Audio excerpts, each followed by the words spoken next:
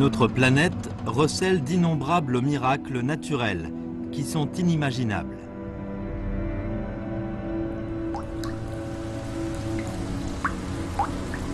L'eau, une matière étrange, possédant une force sans limite, modèle et entretient notre globe. Mais elle change aussi sans cesse sa morphologie et se promène d'un endroit à un autre.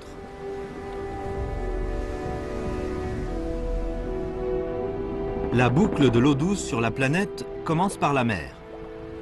Après une halte dans l'air, l'eau revient au sol sous forme de pluie ou de neige.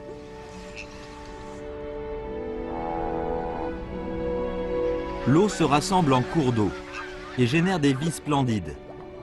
Elle est le fondement de l'existence de toutes les créatures et décide avec la température de la répartition des créatures sur la Terre.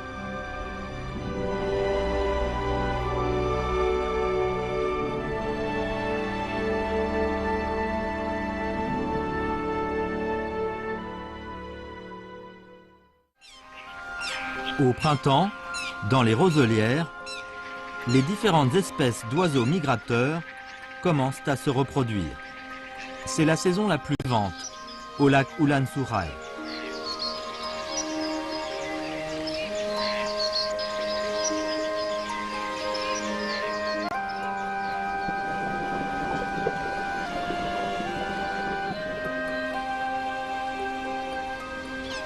Le cygne tuberculé, l'acteur principal du lac, et les poussins fraîchement éclos sont encore des canetons maladroits. Ils s'efforcent de fourrager sous l'œil attentif de leur mère. Leur père est vigilant et belliqueux. Il tient à défendre la souveraineté de ce secteur pour la famille. Aux confins du marais, de la terre et du lac, poussent et vivent de riches espèces de flore et de faune. Avec les forêts et les mers, les marais constituent les trois grands écosystèmes de la planète. Dans le marais d'eau peu profonde, il y a la nourriture favorite des cygnes tuberculés. Un cygne tuberculé adulte peut consommer l'équivalent de son propre poids en herbe.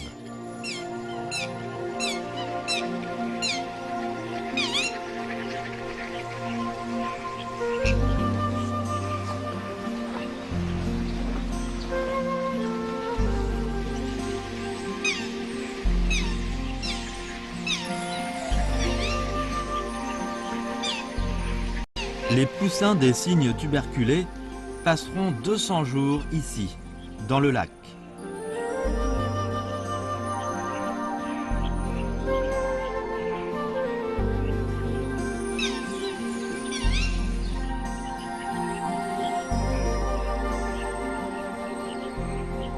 Le vent d'automne se lève.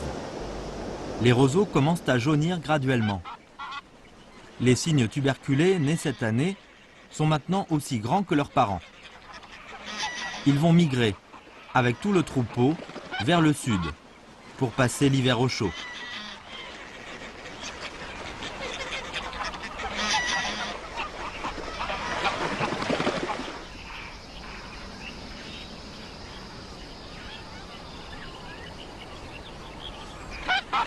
En automne, à la surface de l'eau, des centaines de milliers d'oiseaux se rassemblent ici. Ils vont entamer leur périple migratoire.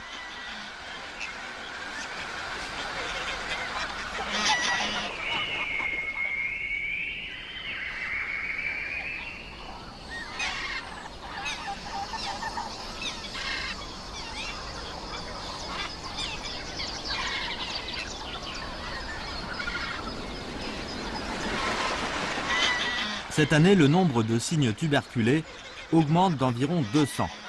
C'est une année très prospère pour le clan des cygnes tuberculés. Un cygne tuberculé adulte pèse 17 kg, approchant de la limite en termes de poids pour les oiseaux volants. Voler est en fait le contenu le plus important de leur vie. Les cygnes adultes sont instructeurs de vol. Sur leur ordre et selon leurs enseignements, chaque jeune oiseau s'entraîne activement.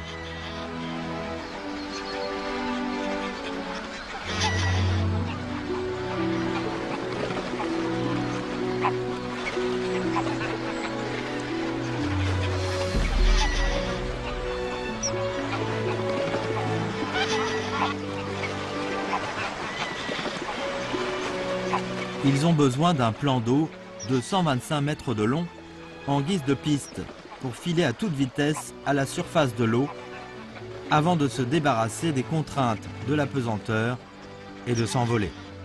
Pour un jeune cygne de moins d'1 an, il est nécessaire de faire beaucoup d'exercices.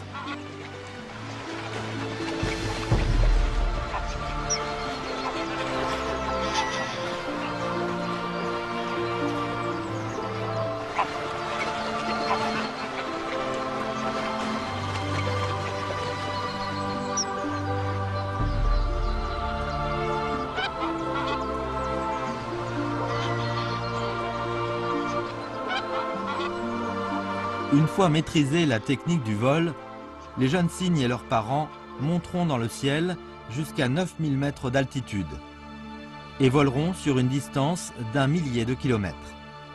Le cygne tuberculé est l'oiseau qui vole le plus haut au monde.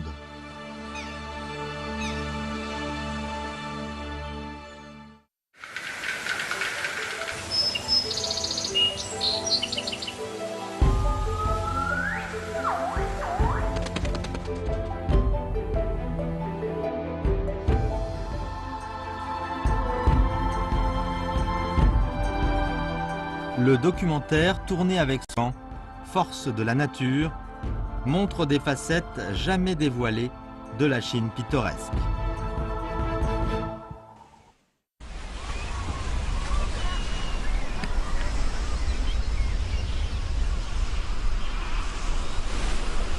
Hormis les êtres humains, aucune autre espèce animale, sauf ces oiseaux, ne peut voyager sur de telles distances.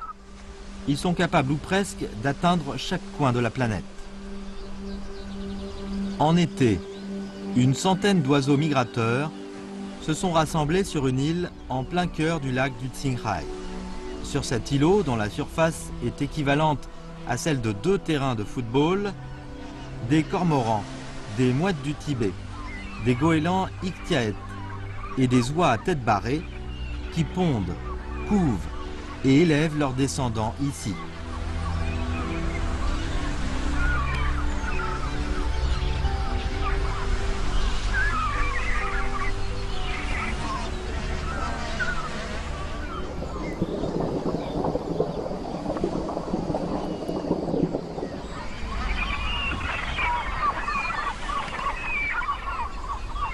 Le lac du Qinghai est le lac le plus grand du plateau tibétain. Maintenant, dans ce lac intérieur d'eau salée, le rideau d'un grand spectacle de l'année va bientôt se lever.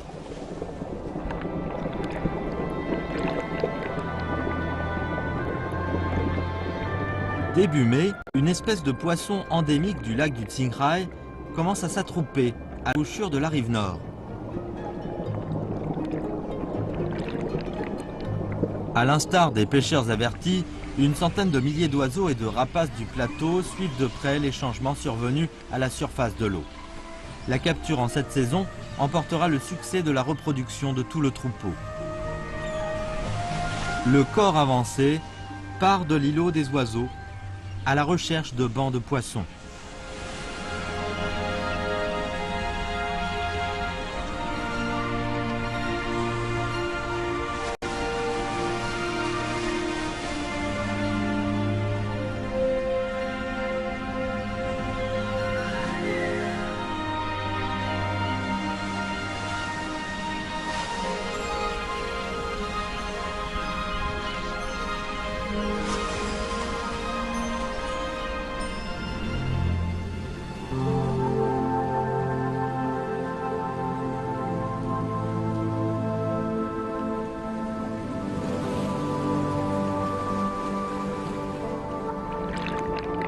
À l'embouchure de la rivière Danshui et du lac du Qinghai, les carpes sans écailles, Ginocypris przewalski, commencent à s'attrouper et à remonter le cours d'eau. C'est le voyage le plus important de toute leur vie.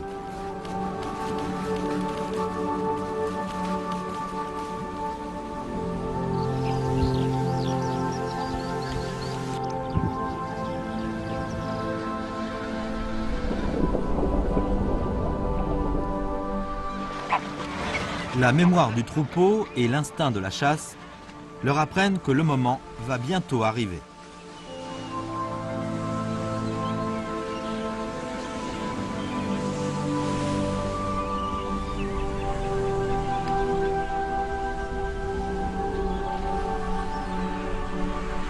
Sur l'îlot, des centaines de milliers de poussins éclos ont maintenant besoin de nourriture suffisante pour faire face au long périple qui les attend, 3 mois plus tard.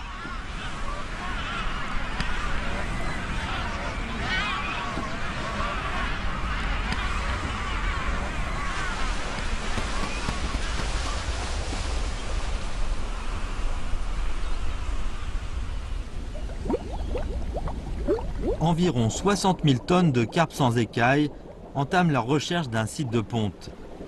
Le nom scientifique de ces poissons est Gymnocypris przewalski.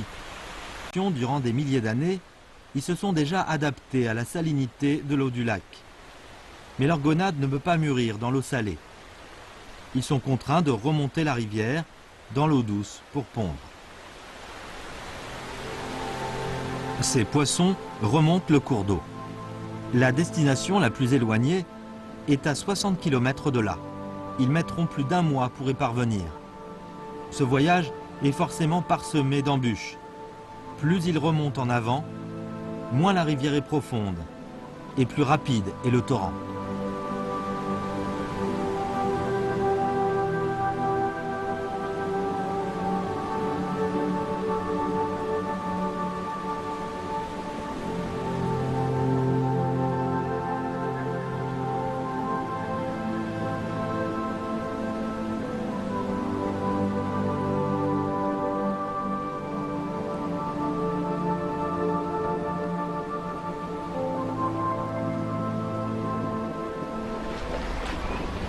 Des nuées d'oiseaux sont à leur trousse.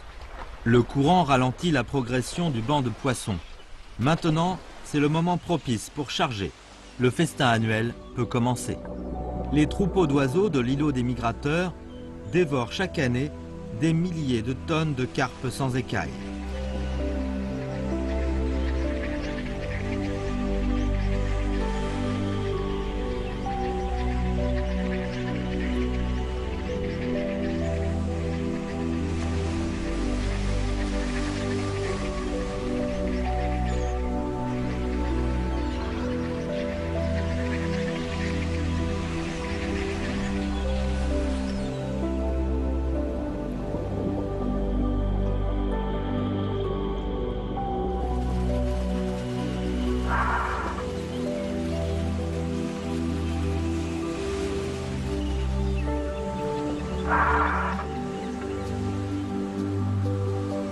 En l'espace d'une décennie, ces carpes sans écailles du lac du Qinghai ont été multipliées par 17, alors que le nombre et les espèces d'oiseaux ont aussi augmenté.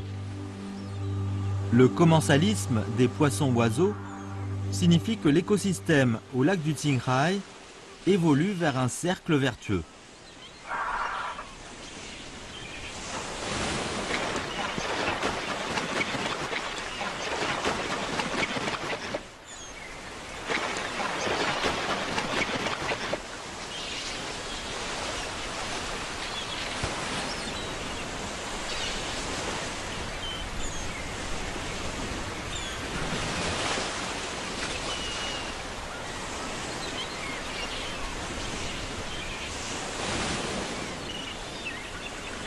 Cette pêche se poursuit jusqu'au crépuscule.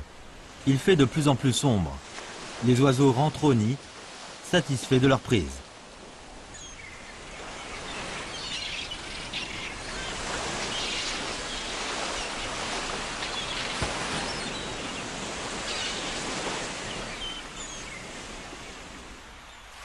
Mais l'adversité n'en est pas finie pour autant, et de loin.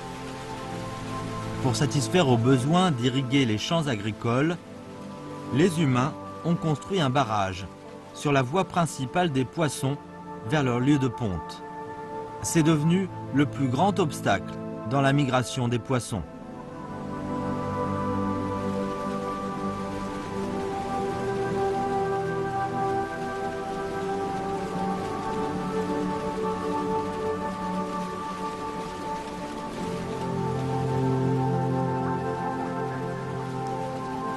La carpe sans écailles mesure moins de 30 cm de long.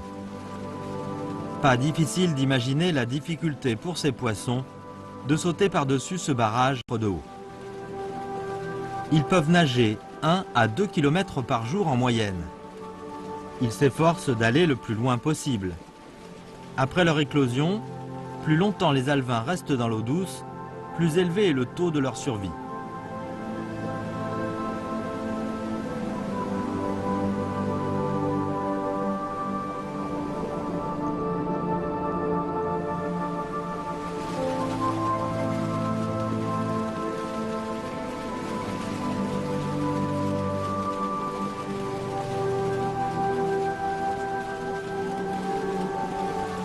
Le taux de réussite n'est pas très élevé. Mais les poissons ne se découragent pas pour autant. Ils essaient encore et encore, jusqu'à l'épuisement total.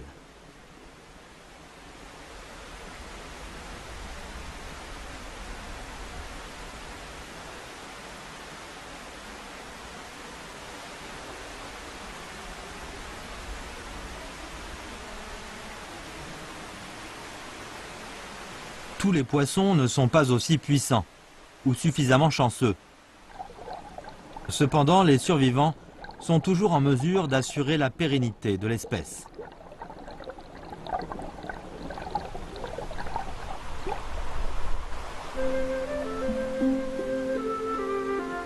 Après avoir remonté le cours d'eau sur des dizaines de kilomètres, les de poissons trouvent enfin un environnement propice à la ponte. Ici, le courant est doux, l'eau est limpide. Le lit est jonché de galets et de sable fin. Un lieu idéal comme lit d'accouchement.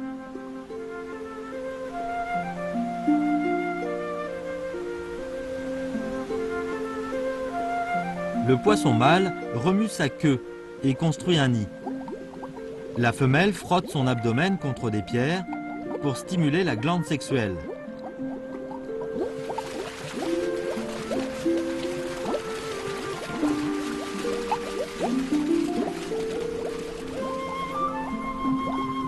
D'une manière générale, la carpe sans écailles pond quelques 16 000 œufs.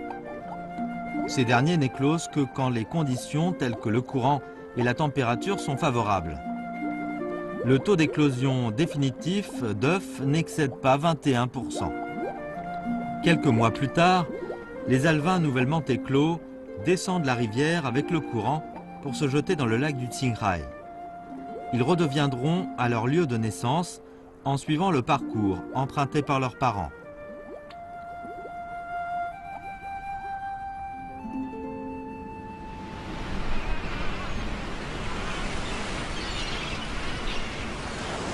Durant la saison migratoire des Gymnocypris przewalskich, les poussins sur l'îlot des oiseaux obtiennent suffisamment de nourriture. La fiente des oiseaux est une importante source de matière organique pour le lac et entretient de riches algues, plantes aquatiques et crustacés. Et ces derniers offrent en retour des nutriments pour les carpes sans écailles. Dans ce lac sur le plateau, les différentes espèces d'organismes vivent en interdépendance. Et les matières se transforment aussi d'un état à l'autre. La nature forme ainsi un écosystème extrêmement performant.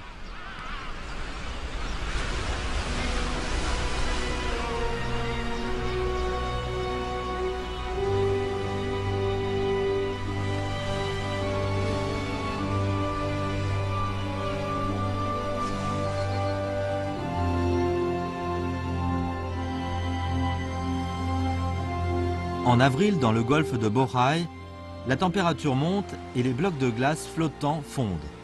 Les nombreuses rivières dans les environs de cette baie apportent quantité de matières organiques, faisant de ce bras de mer une pêche naturelle. Embouchures, marais et mers forment trois grands écosystèmes du golfe de Bohai.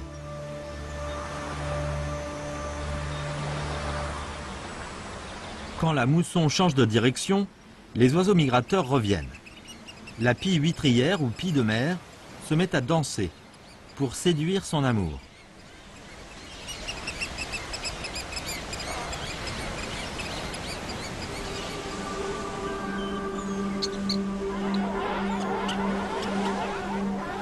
Sur une petite île tranquille, dans la baie de Liaodong, les phoques profitent du soleil printanier. C'est le plus grand troupeau connu de phoques sur tout le territoire chinois. Ils muent de leur épais manteau d'hiver pour revêtir un habit d'été. Les phoques ne se reposent sur terre que quand ils sont en mue ou en reproduction. Ils se déplacent avec tant de peine sur la plage et les rochers. Leur mode de locomotion nous fait rire. Cet animal marin tout rond se plaît mieux dans l'eau. Ses 4 membres se sont transformés en pinnipèdes, en forme de palme. Étant donné son corps fusiforme, le phoque est un nageur professionnel.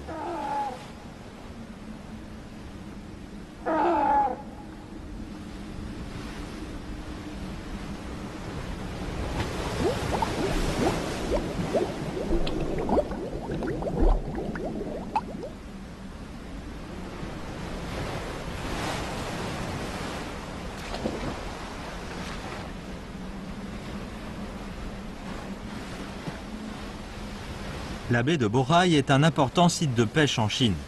Elle est en même temps l'habitat des phoques. Il est normal qu'il y ait intersection entre ces animaux et l'homme.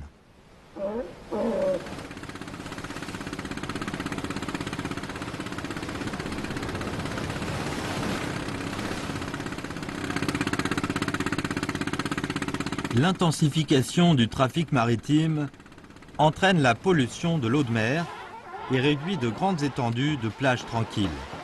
Les troupeaux de phoques sont craintifs et vigilants. À la moindre alerte, ils se sauvent dans l'eau et disparaissent en un clin d'œil.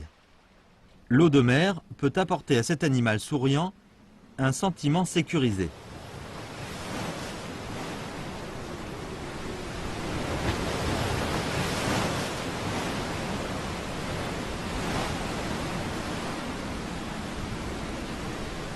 La mer est leur terre bénite. Le phoque nage extrêmement vite. En 1h30, il peut effectuer un marathon entier. La zone périphérique de Bohai est l'une des régions réunissant le plus de villes en Chine. L'économie y est développée, avec une forte densité de population. Les activités de l'homme impriment un impact considérable sur le biotope des phoques. Malgré la grande étendue du golfe, les zones actives des phoques se rétrécissent de plus en plus.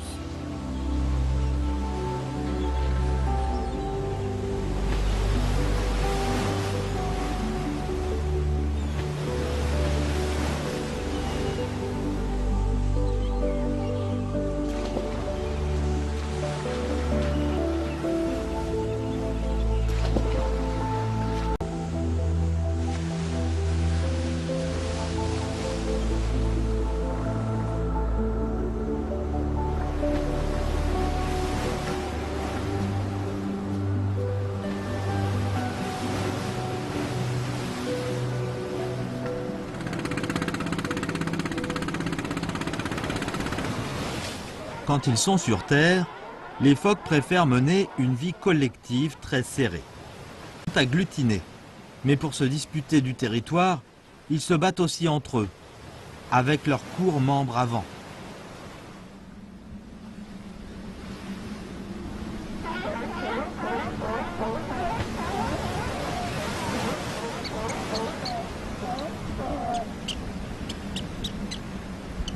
Dans une semaine, ils quitteront la baie de Bohai et migreront dans d'autres secteurs marins, au nord-ouest de l'océan Pacifique, pour l'été et l'automne.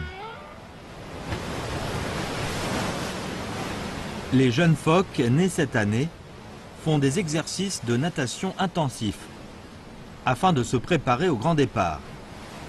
Par la suite, ces jeunes animaux, en compagnie du troupeau, nageront pendant 1 mois sur une distance d'1 millier de kilomètres.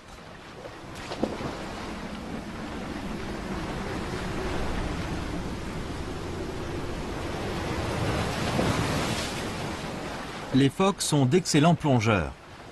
Leurs nez et leurs oreilles peuvent se fermer librement sous l'eau.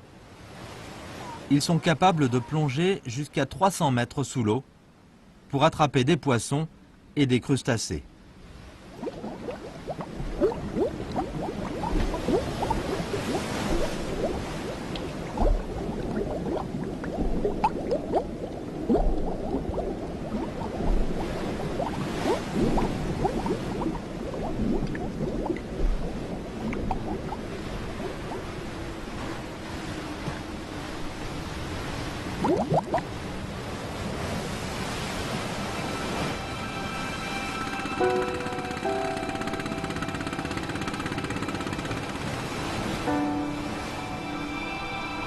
La hausse des températures de l'eau prévient les phoques que le grand départ arrive.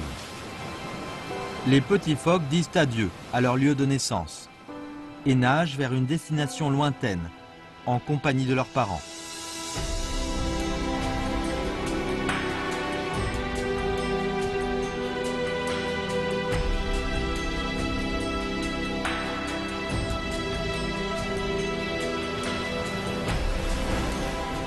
L'eau est la base de la biosphère et à l'origine de toute créature. De la mer au plateau, du désert au lac, l'eau, par différentes modalités, influe sur le fonctionnement de l'écosystème et décide des troupeaux de la faune et de leur comportement. Elle modèle aussi notre planète en lui donnant 1000 facettes.